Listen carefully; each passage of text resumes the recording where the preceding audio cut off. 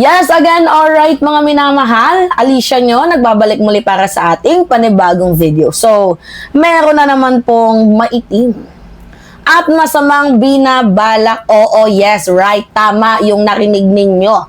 Itong si Pulong Duterte na para bang, syempre makakapagbenepisyo sila dito may ugong-ugong, 'di ba, na baka ipadala din sa International Criminal Court itong kanyang ate na si Vice President Sara Duterte. So may umuugong. So ngayon, nais magpasa ng batas ni Pulong Duterte, mga minamahal, na gawing treason ang pagsuko sa isang Pilipino sa isang foreign court or international tribunal. So ito yung balita.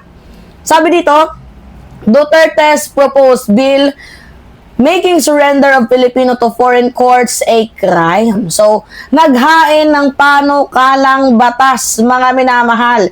Itong si Davao City Representative Paulo Duterte na magtatakda bilang treason o pagsuko sa isang Pilipino sa isang banyagang estado, international organisasyon na may parusang reklusyon perpetua hanggang kamatayan, multa at agarang pagtanggal sa pwesto kung ang salary na isang opisyal ng gobyerno. So, paano kalang batas, mga minamahal, na kung saan, yung pagsuko sa Pilipino, abay gagawin pong treason. Ngayon, ito lang yung tanong natin. Bakit?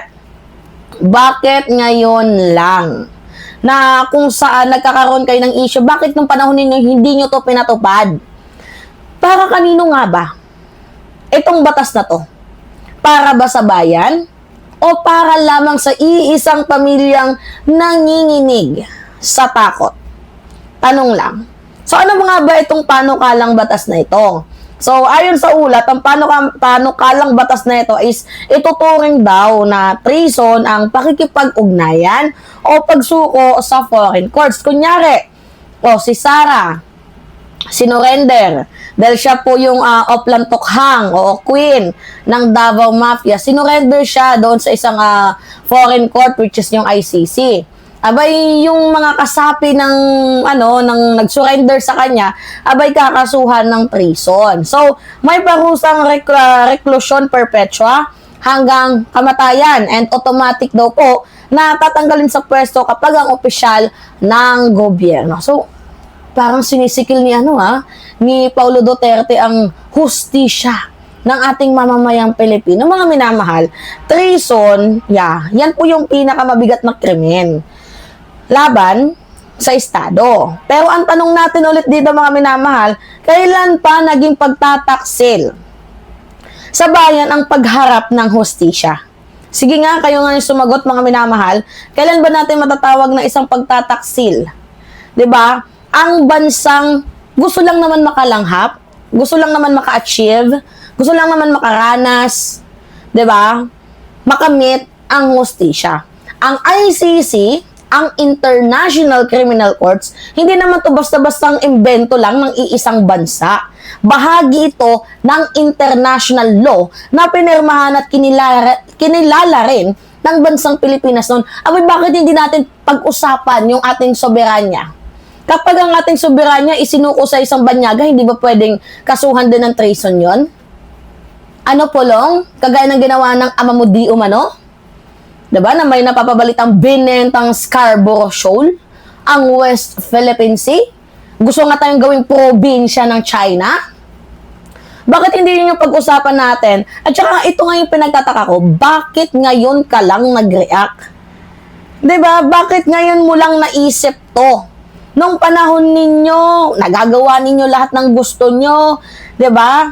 Bakit ngayon nyo lang naisip to? Kasi iniimbestigahan na kayo. Ngayon lang kasi umiinit yung usapin sa inyo tungkol sa ICC.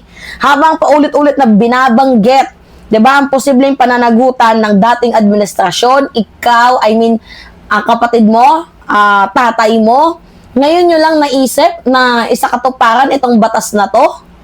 You know what, mga minamahal, this is not a law for the people. This is a law for self-preservation. At halata naman yung motives mo. Pulong Duterte. 'Di ba? Grabe ba, oy? So, kapag may investigasyon, political prosecution agad. Ganun ba? Kapag may accountability, nangingialam agad ang dayuhan. Yun ba yung gusto niyong mensahe? Pero Paulo Duterte, ang tunay na takot, hindi takot sa foreign court, kundi sa katotohanan, 'di ba? Hindi ka naman talaga natatakot sa korte, natatakot ka lang kasi baka ma-reveal ang katotohanan. Kung alam mong malinis ka, 'di ba? Kung alam mong malinis ang konsensya mo, ang sarili mo, bakit ka manginginig? Wala naman atang reason para manginig ka.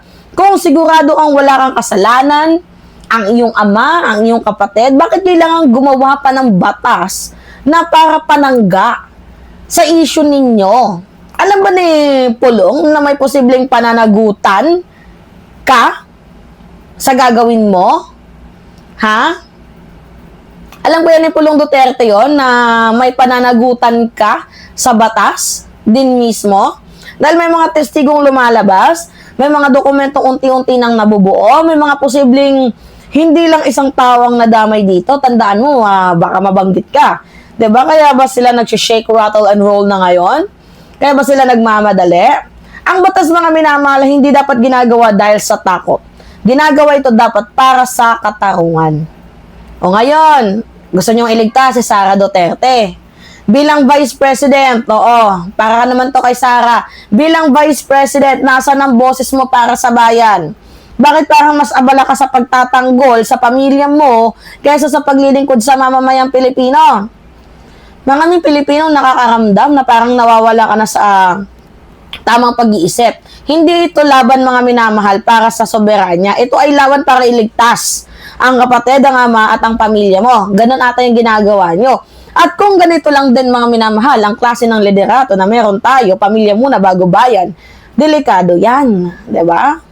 Hindi banyaga, ang totoo dito, mga minamahal, ang totoo dito, hindi banyaga ang katarungan, kundi humihiling lang tayo ng konting kurot ng tulong para makamit natin ang hustisya, para maibalik yung mga ninakaw sa kaban ng bayan, 'di ba? Yung mga nang-aabuso sa kapangyarihan, yung ginagawang panangga ang batas para sa sarili. Syempre kaya tayo humihiling ng hustisya. Feeling ko nga, 'di ba? First pa lang 'to eh. Ito ata yung kanyang yung first and one and only bill, 'di ba, na gagawin ni Paulo Duterte. Unang bill na gagawin mo, literal na what do you call that, mga minamahal, self-preservation pa, 'di ba?